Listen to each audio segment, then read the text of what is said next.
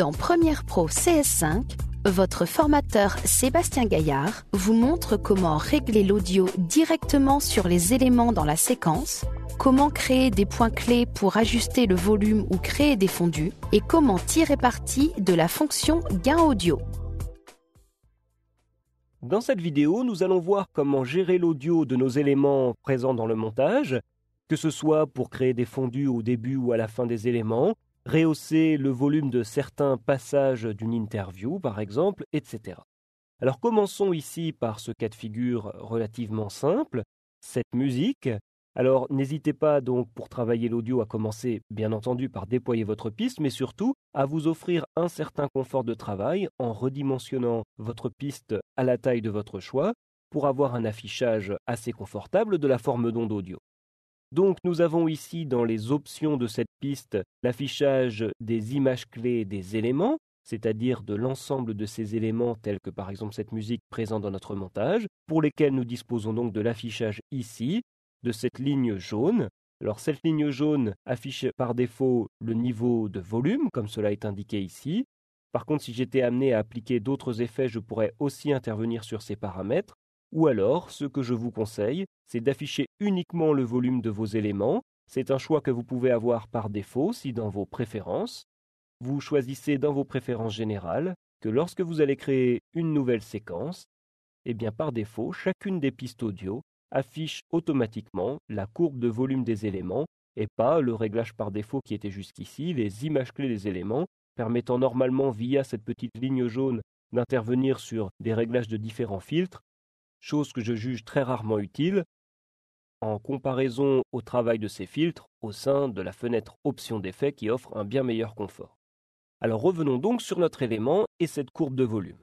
Pour le moment, j'ai donc cette musique qui commence assez brutalement.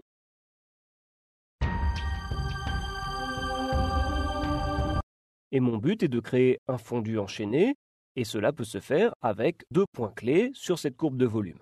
Alors il me faut déjà décider à quel moment le fondu va s'arrêter, donc à quel moment de la musique eh bien, le son va être à 100%.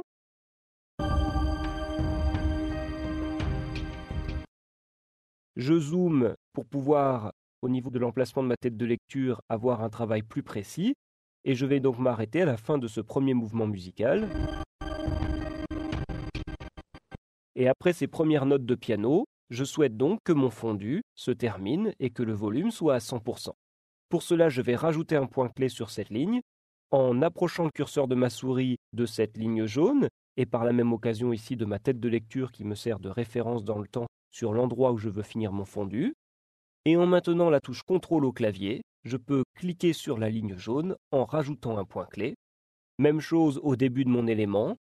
Je maintiens la touche CTRL au clavier, je clique sur la ligne jaune, cela me rajoute un point clé.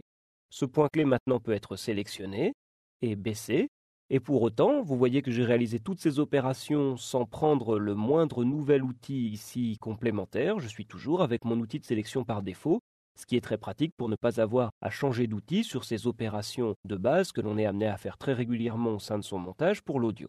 Alors quel est le résultat de ce fondu ?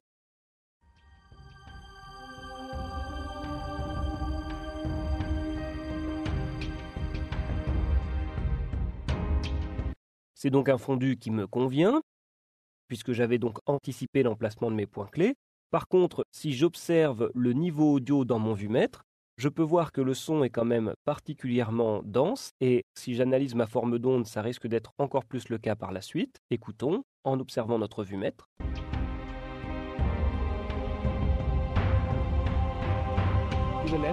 Nous dépassons avec cette musique allègrement les moins 6 décibels. Or, si vous observez le vumètre, vous verrez que moins 6 décibels correspondent dans notre vumètre à la zone idéale de volume maximal, représentée donc par du vert. Et tout ce qui se situe au-dessus commence déjà à être un petit peu trop intensif en termes de volume et risque même, comme nous l'avons vu ici, avec à un moment donné un pic, qui s'écrit PEAK en anglais. Donc c'est ces moments où on a une saturation audio et ce point rouge s'allume ici. Nous en avons eu un ici. Donc déjà en regardant ma forme d'onde audio, je peux me rendre compte que je peux baisser le volume parce qu'il est déjà trop fort d'origine.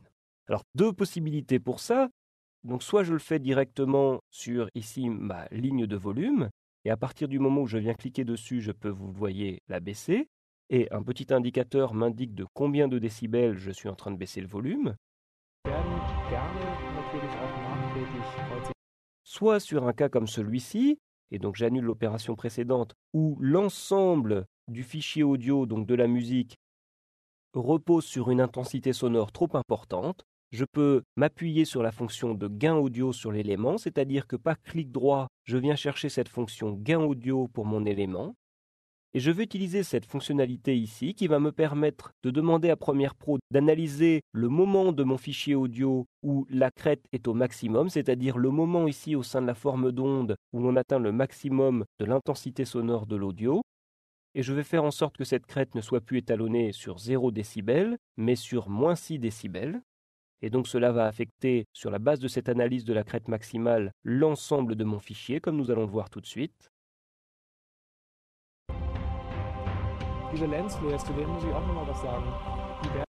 Et je vais donc avoir moins à régler ma courbe de volume, déjà grâce à ce réglage qui vient d'affecter l'ensemble de l'élément, même si rien ne m'empêche bien sûr d'intervenir légèrement ensuite sur la courbe de volume, et à d'autres moments de façon plus intensive, puisqu'ici nous allons avoir le photographe qui s'exprime, et la musique doit donc devenir juste comme une ambiance. Donc pour pouvoir placer ce point de volume et régler mon volume ici, je place ma tête de lecture pile au point de montage où le photographe commence à parler. C'est à ce moment-là donc que je dois avoir un point clé pour que le volume soit plus bas. Et je vais par contre réaliser un fondu, c'est-à-dire me laisser un petit peu de temps pour laisser le volume descendre. Je place donc mon point clé, vous voyez approximativement, avant que ce mouvement musical ici ne commence, représenté par la forme d'onde plus forte. Et je viens baisser le volume en cliquant sur la courbe de volume. Et pour l'instant, je fais un premier réglage. Ce n'est qu'en écoutant que je vais savoir si c'est satisfaisant. Je pense que je peux encore baisser le volume ici de la musique. Encore. Donc il y a ici un ajustement à trouver.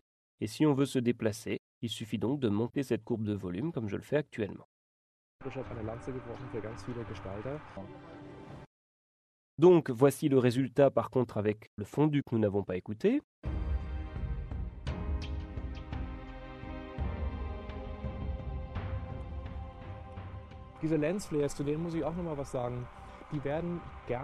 Donc c'est le premier passage de mon montage où j'ai vraiment gardé l'audio du photographe en train de s'exprimer, d'où mes choix de mixage actuels.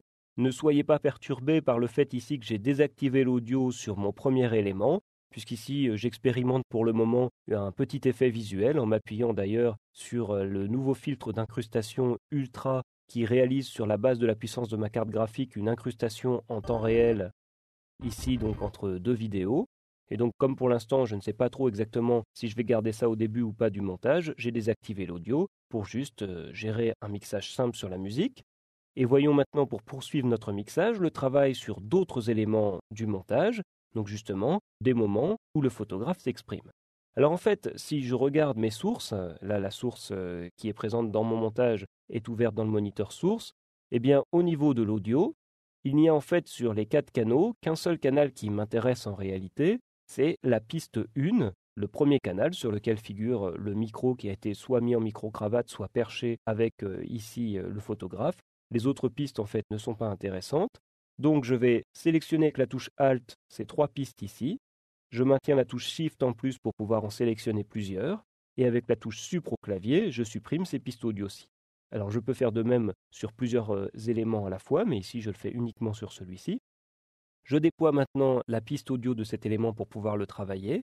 Et une nouvelle fois, je m'offre même un peu plus de confort en redimensionnant comme cela mes pistes.